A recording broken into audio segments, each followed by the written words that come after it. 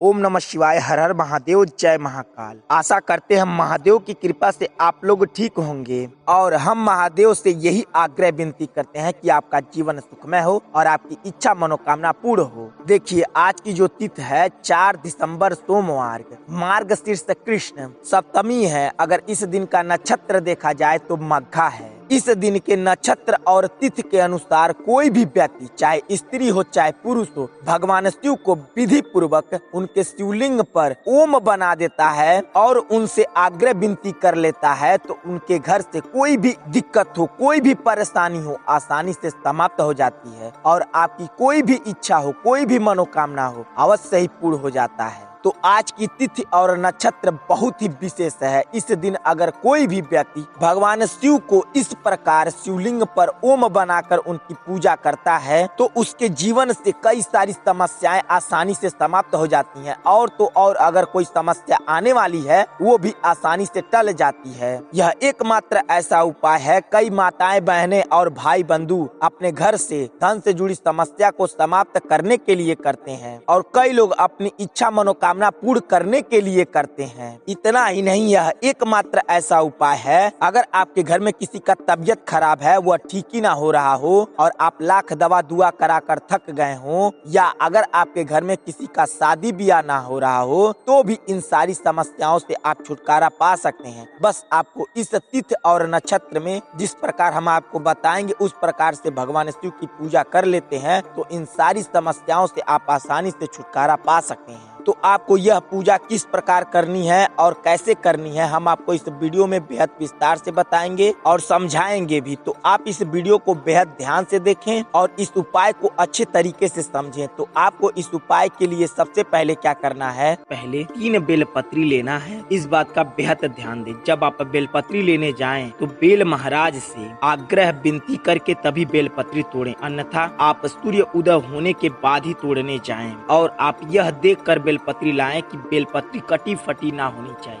वह साबुत बेलपत्री होनी चाहिए। अब आपको थोड़ा सा शहद लेना है और आपको थोड़ा सा चंदन लेना है। इन सारी सामग्रियों के साथ साथ आपको 1 लोटा जल लेना है। इस बात का बेहद ध्यान रखें, अगर आप अपने घर में गंगा जल रखे हैं तो उस जल में थोड़ा सा गंगा जल जरूर डाल लें। और जब आप लोटे में गंगा जल डाल रहे हो तो हर हर गंगे मन में 1 बार बोलना बेहद जरूरी है। अब आप इन सारी सामग्रियों को लेने के बाद अगर आप चाहते हैं कि और कोई फूल पत्ती भगवान शिव को अर्पित करना है तो ले सकते हैं, पर यह सामग्री आपको बेहद आवश्यक है। इतना सब कुछ लेने के बाद अब आपको भगवान शिव के मंदिर पर जाना है। इस बात का बेहद ध्यान रखें। आप सभी कभी भी आप पूजा पाठ के लिए भगवान शिव के मंदिर पर जाएं तो एक बात का बेहद ध्यान रखें कि उस मंदिर का प्राण प्रतिष्ठा हुआ है कि नहीं हुआ है। यह प्राण प्रतिष्ठा क्या होता है हम आपको संक्षिप्त में बता देते हैं। जब कभी भी मंदिर की स्थापना होती है तो उसमें सबसे पहले उस मंदिर का प्राण प्रतिष्ठा होता है। किसी भी देवी देवता का मूर्ति उस मंदिर में बैठाया जाता है तो सबसे पहले उस मूर्ति में प्राण प्रतिष्ठा की जाती है, उसके बाद ही उस मंदिर का पूजा पाठ किया जाता है। अगर आपको प्राण प्रतिष्ठा क्या होता है पूर्णतः जानना है तो आपको नीचे डिस्क्रिप्शन में एक वीडियो का लिंक दिए हैं, आप उस वीडियो को देखकर पूर्णतः समझ सकते हैं कि प्राण प्रतिष्ठा क्या होता है और इसका क्या महत्व है।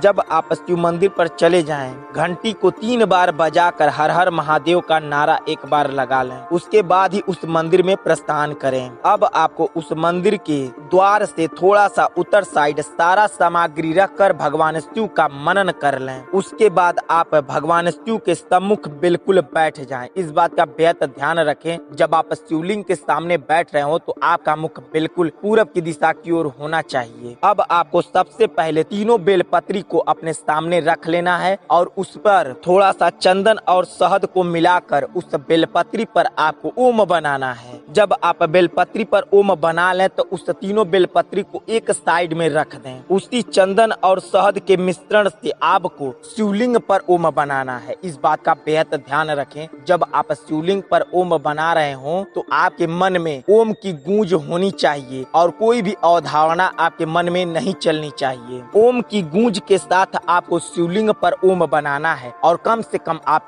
11 बार ओम बनाएं। और ओम कैसे बनाना है इस बात का बेहद ध्यान रखें। सबसे पहले आपको अपनी उंगली पर शहद और चंदन लगा लेना है और एक बार शहद चंदन लगाने पर शिवलिंग पर आपको पूरा ओम बना देना है। ऐसा नहीं करना है कि थोड़ा सा शहद चंदन लगाएं, आधा ओम बनाएं, फिर लगाकर पूरा ओम बनाना है। ऐसे नहीं, आपको एक बार शहद और चंदन लगाकर पूरा ओम बना देना है। इतना सब कुछ करने के बाद अब आपको तीनों बेलपत्री उठाना है और अपने हाथों पर रखकर ओम नमः शिवाय का जाप करना है और कम से कम आपको 11 बार ओम नमः शिवाय का जाप करना है। जब आप जाप कर लें तो उसके बाद एक बेलपत्री शिवलिंग के ऊपर रख दें और एक बेलपत्री अशोक सुंदरी की जगह रख दें और एक बेलपत्री जलधारी के बिल्कुल सीधाई पर जहाँ जल गिरता है वहाँ पर रख दें। अब आपको अपने हाथ जोड़कर आंख बंद करके आपकी जो इच्छा है, जो मनोकामना है, भगवान शिव को कह देनी है। अब आप जो कुछ भी फूल पत्ती भगवान शिव को चढ़ाने के लिए लेकर गए हैं वह उनके ऊपर समर्पित कर दें। अब आपको अंत में लोटे का जल लेना है और ओम नमः शिवाय का जाप करके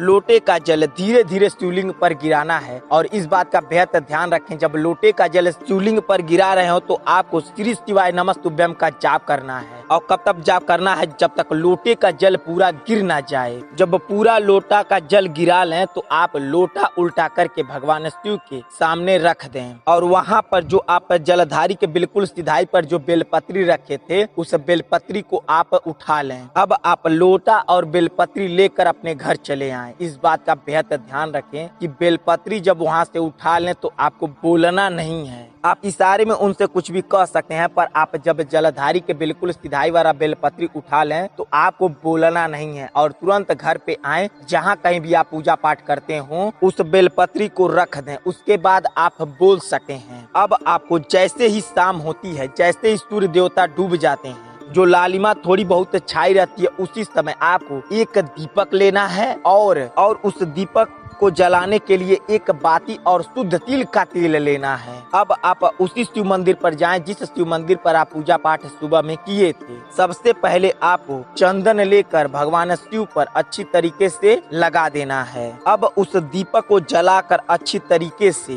भगवान शिव के बिल्कुल सीधाई पर रख देना है। देखना है जो बाती जल रही हो और भगवान शिव के तरफ होनी चाहिए। कई भाई बंधु माताएं बहनें दीपक जलाकर किसी भी तरीके से चले आते हैं। नहीं, आपको दीपक जब जला लें तो देख लें दीपक की बाती जो जल रही है वह भगवान शिव के तरफ है कि नहीं। अब आपको आंख बंद करके आपकी जो इच्छा है, जो मनोकामना है, भगवान शिव को कह देनी है और आपको अंत में उस दीपक की आंच लेकर 11 बार अपने मुंह पर लगा लेनी है और वहां से आपको चले आना है। इतना सब कुछ करने के बाद अब आपको बताते हैं दीपक प्रज्वलित करने का यह उपाय। आपको सबसे पहले थोड़ा सा काला तिल ले लेना है और साफ सुथरा तिल का तेल ले लेना है। इन दोनों सामग्रियों के साथ साथ आपको एक मट्टी का दिया लेना है और आपको एक बाती ले लेनी है। इन सारी सामग्रियों को लेकर आप माता तुलसी जी के पास चले जाएं। अगर आपके घर में माता तुलसी जी ना हो तो उसके लिए भी हम आपको बताएंगे कि आप यह उपाय कहाँ करेंगे और उसको कैसे करेंगे। तो इसलिए इस वीडियो को बेहद ध्यान से देखें और पूरा देखें। जब आप माता तुलसी जी के पास चले जाएं तो सबसे पहले आपको क्या करना है? सबसे पहले आपको काला तिल थोड़ा सा माता तुलसी जी के जड़ में डाल दें। तिल डालने के बाद आपको हाथ जोड़कर आंख बंद करके माता जी से आपको अपनी सारी दिक्कतें बता देनी है। अगर आपको कोई दिक्कत है तो उनको बता देनी है। अगर आपकी कोई इच्छा मनोकामना है तो उनको बता देनी है। अगर आपका कोई काम अटका पड़ा हो तो भी उनको बता देनी है। अब आपको 2 दाना तिल लेना है और ऐसी जगह रखना है जहां आप दीपक रख सकें। 2 दाना तिल का रखने के बाद उसके ऊपर ही दीपक रखना है। इस बात का बेहद ध्यान रखें। तिल का 2 दाना आप रख दें, उसके ऊपर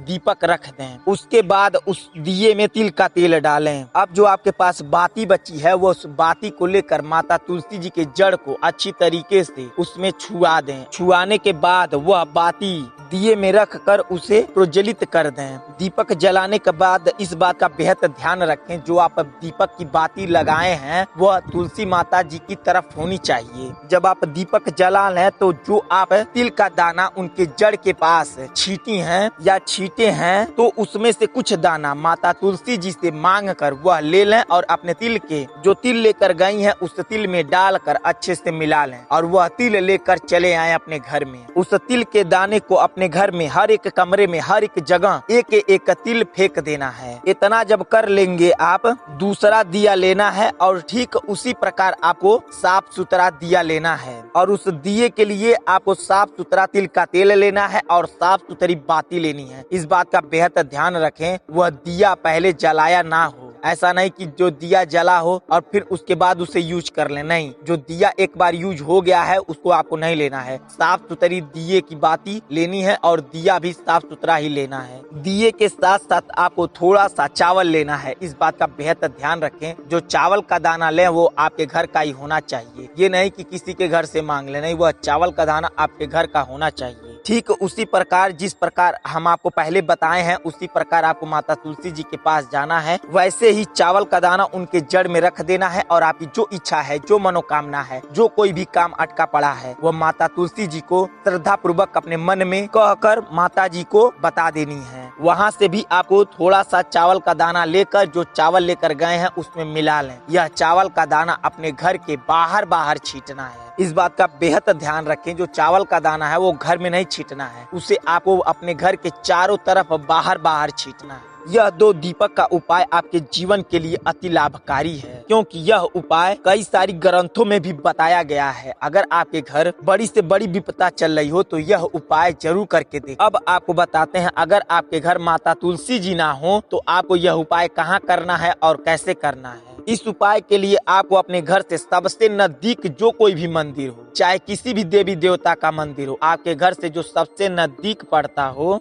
उस मंदिर के पास चले जाएं। उस मंदिर से सबसे नजदीक जो फल देने वाला पौधा हो, जो फल देने वाला पेड़ हो, उस पेड़ के पास जाकर वहां पर यह उपाय कर सके। हाँ, इस बात का बेहद ध्यान रखें, जब आप मंदिर पर जाएं तो सबसे पहले जिन किसी का भी मंदिर हो, चाहे माता जी का हो चाहे भोलेनाथ का हो, आप उस मंदिर पर जाके अच्छी तरीके से पूजा पाठ कर लें। तब उसके बाद किसी भी वृक्ष के पास आप यह उपाय कर सकें।